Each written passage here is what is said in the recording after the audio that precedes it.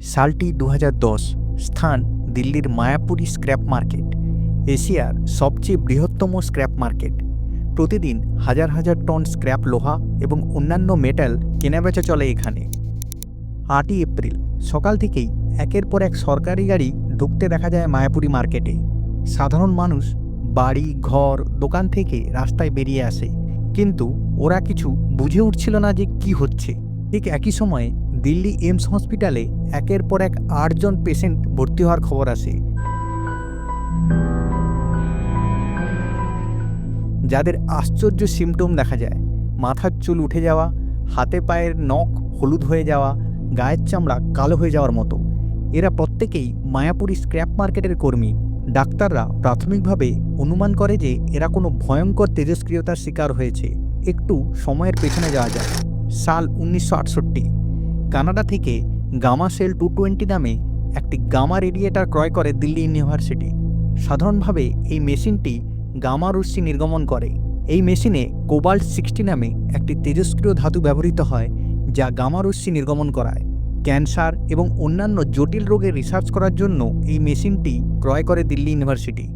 কিন্তু দশকের পর দশক না ব্যবহৃত হয়ে মেশিনটি স্থান পায় ইউনিভার্সিটির একটি স্টোর রুমে। 2010 সালের 26শে ফেব্রুয়ারি ইউনিভার্সিটির পক্ষ থেকে নিলামে বিক্রি করা হয় এই মেশিনটি। হরচরণ সিং ভোলা নামে মায়াপুরী মার্কেটের এক ব্যবসায়ী কিনে নেয় এই মেশিনটি, এবং পরে উনি আবার গিরিরাজ গুপ্তা নামে এক ব্যবসায়ীকে বিক্রি করেন মেশিনটি। ইনি আবার দীপক জেন নামে এক ব্যক্তিকে বিক্রি করে মেশিনটি। दिल्ली यूनिवर्सिटी से केमिस्ट्री डिपार्टमेंट से ओपन ऑक्शन में खरीदी। एक ये 26 तारीख को 1,50,000 रुपये में बिकी। मैंने यहाँ उसको ला के डिसमेंटल करके गिरजर को भी। দীপক জেন যখন মেশিনটি ভাঙাভাঙি করে খুলছিল, তখন ওর ভেতর পেন্সিলের মতো 11টি ধাতব দণ্ড দেখতে পায়। এই দণ্ডগুলি অত্যন্ত চকচকে ছিল, যা কর্মচারীরা বুঝে উঠতে পারছিল না যে এটি কোন ধাতু। তাই দীপক এই 11টি ধাতুর 8টি নিজের স্ক্র্যাপ ইয়ার্ডের দোকানেই রেখে দেয়, 2টি পাশের দোকানে বিক্রি করে এবং অবশিষ্ট 1টি দণ্ড অজয় জেন নামে এক ব্যক্তিকে দিয়ে দেয়। অজয় ধাতুখণ্ডটি দেখে অবাক হয়, খুবই ভালো লাগে তার।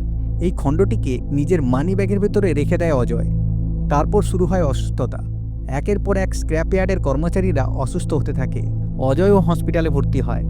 আসলে এই পেন্সিলের মতো ধাতব দণ্ডটি আর কিছু না, এটি কোবাল্ট 60, যা অত্যন্ত তেজস্ক্রিয় একটি ধাতু। অজ্ঞানতায় এই তেজস্ক্রিয় ধাতুটি মার্কেটের যেখানে যেখানে গিয়েছে সেখানে সেখানে তেজস্ক্রিয়তা ছড়িয়েছে, ফলে মানুষ অসুস্থ হয়ে পড়েছে।